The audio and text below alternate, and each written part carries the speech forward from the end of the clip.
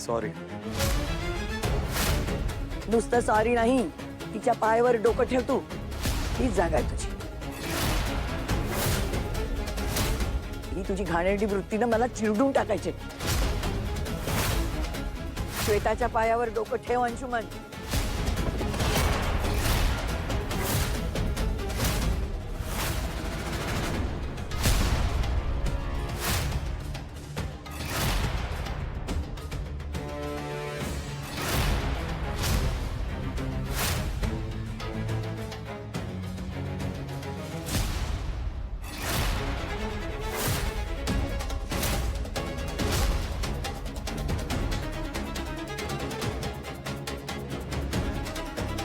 Sorry.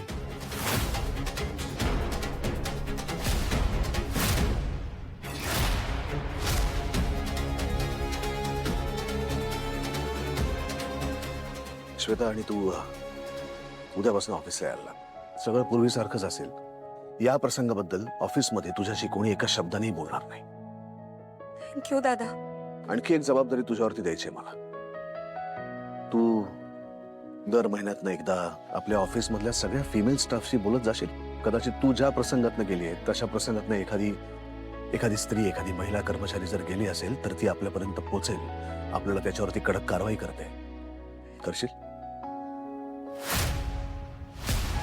माझ्या ऑफिसमध्ये कुठल्याही प्रकारची हॅरॅसमेंट मी सहन करणार नाही, हा शब्द आहे माझा. थँक्यू दादा. Nikita ma'am, Anand sir, thank you so much.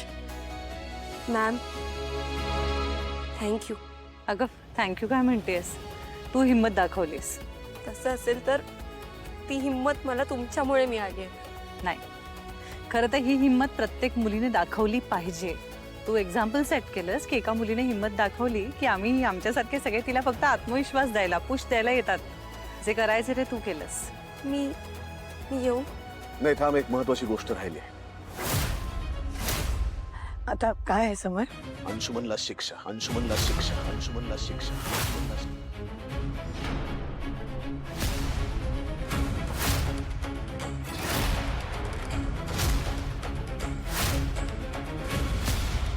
अंशुमननी श्वेताशी माफी मागितली, पण अजून श्वेताने त्याला माफ नाही केलेलं आहे.